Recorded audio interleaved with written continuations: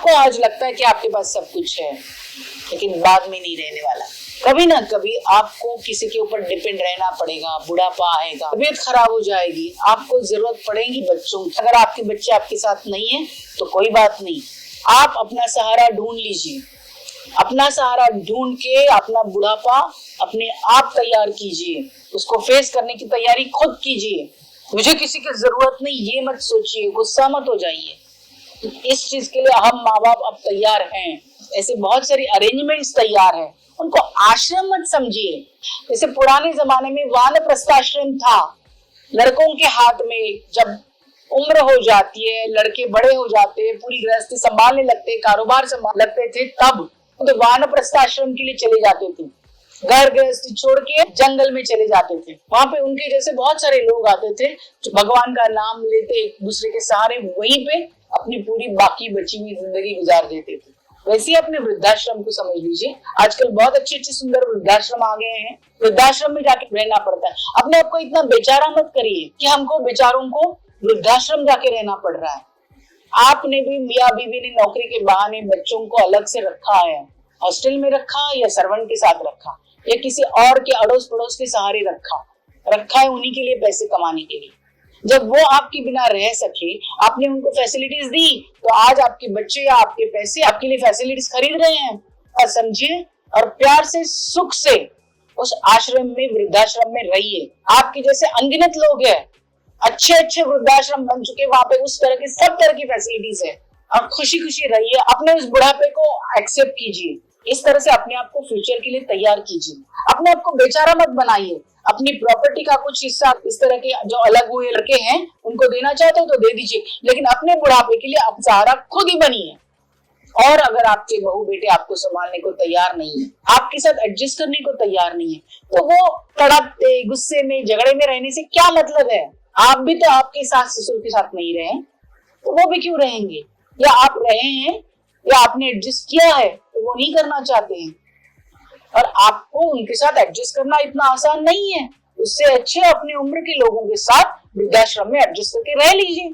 आपके अपने पैसे हैं, वहां पे सब तरह की सुख सुविधाएं हैं। जब मन करे अपने रिश्तेदारों को मिले, उन्हें बुलाएं, अपने बच्चों के साथ जाएं, मिले, लेकिन खुशी खुशी जिए। और जब तक पॉसिबल है अपना अलग से जीवन अपने घर में व्यतीत कीजिए। जब बुढ़ापा आएगा तो कोई ना कोई देख लेगा, बीमारी आएगी तो वहां पे सब फैसिलिटीज होती है। ऐसे अपने मन को तैयार कीजिए। और लड़कियों, ससुराल में एडजस्टमेंट नहीं करनी है तो कहीं पे भी एडजस्टमेंट नहीं होगी। आसान हमारे लिए भी नहीं था, तुम्हारे लिए भी नहीं रहेगा, उनके लिए भी नहीं है। और ये जिंदगी डिफिकल्ट है, उसे आसान बनाना है एडजस्टमेंट की तरफ से। कुछ एडजस्ट आपको करना पड़ेगा, कुछ एडजस्ट उनको करना पड़ेगा। और जब आप उनको संभालने को तैयार नहीं तो उनकी प्रॉपर्टी बिल्कुल भी लेने के लिए तैयार नहीं होनी चाहिए। आपका हक नहीं बनता है। और माँ बाप भी ये देखें कि जिन रिश्तेदारों ने, जिन अड़ोस पड़ोस ने, जिन आश्रम ने आपको सहारा दिया, जिनके सहारे आप रह रहे हो, प्रॉपर्टी उनको दीजिए। जिन्होंने आपको सहारा दिया है, जिन्होंने आखिरी वक्त आपको देखा है। आप कितने भी डिफरेंसेस करें, आप कितने भी गिले शिकवे करें, अल्टीमेटली आखिरकार उन्हीं बच्चों को प्रॉपर्टी देके जाते हैं। क्यों? जिस समाज ने आपको देखा है उस समाज का हक बनता है उस प्रॉपर्टी पे, और ये सबक बनता है बाकी लोगों के लिए। आप सिर्फ ले ही नहीं सकते, आपको देना पड़ेगा। अगर आपको माँ बाप की प्रॉपर्टी चाहिए, आपके सास ससुर की प्रॉपर्टी चाहिए, तो उनको देखना पड़ेगा। अगर नहीं देखते तो फिर कोई बात नहीं, उनकी प्रॉपर्टी पे आपका हक नहीं। माँ बाप ये जब तक नहीं करेंगे तब तक ये होता रहेगा। लड़का लड़की बराबर है, क्योंकि उनकी परवरिश कर रहे हो। वो बस घर की चूल्हे चौके नहीं संभालेंगी, वो क्या ससुराल में जाके उनकी सेवा करेगी?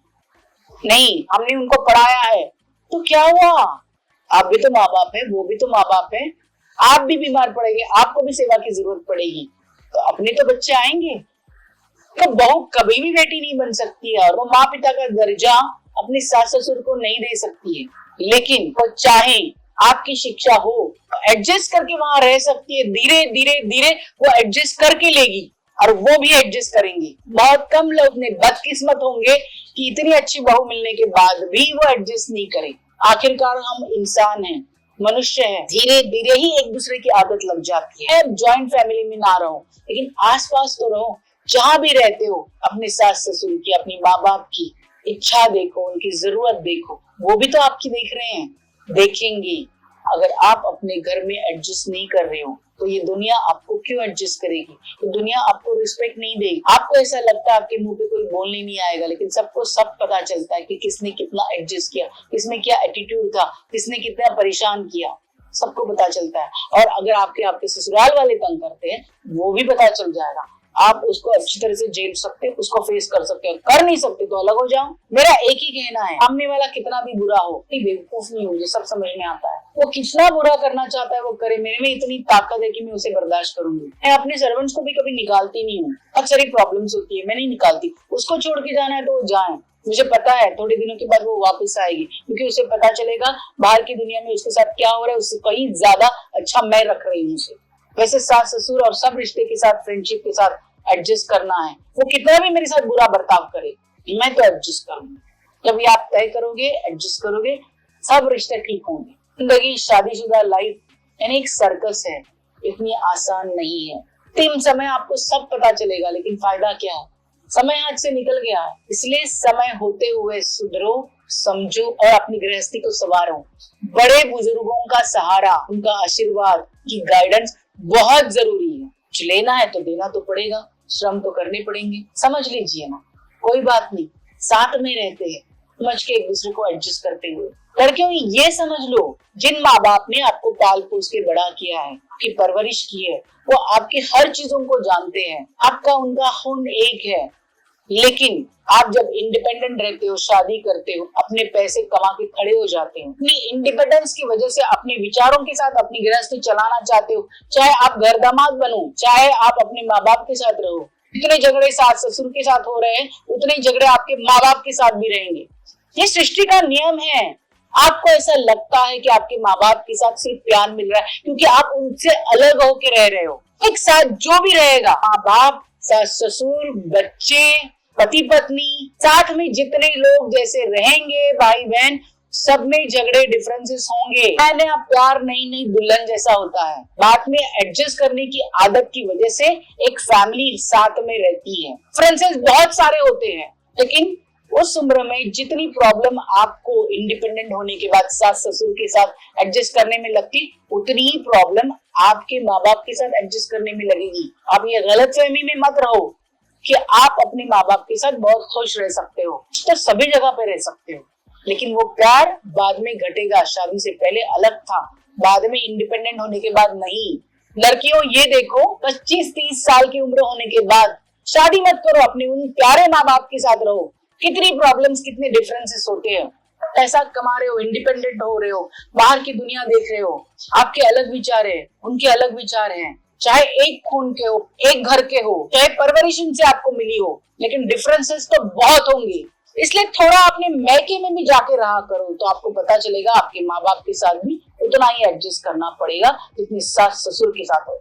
सिर्फ थोड़ा टाइम लगेगा। और स्पेशली आपके घर में अगर भाभी है या ननंद है, तो उनके साथ एडजस्ट करो। अगर आपके घर में भाभी है, अपने माँ बाप के साथ आग लगाने का काम मत करो। आप अपने ससुराल में सेटल हो नहीं पा रही है, तो उनको सेटल ना होने के लिए जिम्मेदार मत बनो। चारों तरफ से एडजस्ट करना पड़ेगा।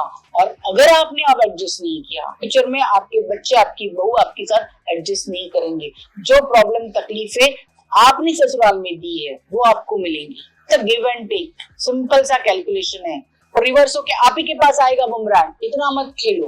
थोड़ा बहुत भी विश्वास करते हो कि कोई विधाता है हमें देखने वाला, वो सब देखता है। आपकी तकलीफों को भी, आप जिसको तकलीफ दे रहे उसको भी। सबकी कैलकुलेशन बहुत नीट क्लीन है। थोड़ा खुल के, थोड़ा अपने मन से आगे चलिए। ये मत कीजिए कि पहले जमाने में गरीब तबके को बहुत ज्यादा डिफिकल्टीज फेस करनी पड़ी, इसकी वजह से वो एक तबका निचला हिस्सा बोल के रह गया, और आज उनको ऊपर उठाने के लिए हम उनको फैसिलिटीज दे रहे हैं। इतना उनको परेशान किया गया, इतनी तकलीफें दी गई कि आज उनको ऊपर उठाने के लिए हमने रिजर्वेशन के नाम से बहुत सारी ऐसी चीजें की है जो आज हम पे ही बुमरैंग जैसे आ रही है। हिस्ट्री से तो कुछ सीखना चाहिए। आज हिस्ट्री रिपीट हो रही है। उनको ऊपर उठाने जा रहे हैं, हम नीचे दब रहे। वही चीजें लड़कियों के बारे में हो रही है। लड़कियों को इतना दबाया गया कि आज उनको ऊपर उठाने के लिए माँ बाप उनको गलत परवरिश दे रहे हैं। उनको इंडिपेंडेंट बनाने के चक्कर में गृहस्थियां टूट रही है, फोर्स हो रहे हैं।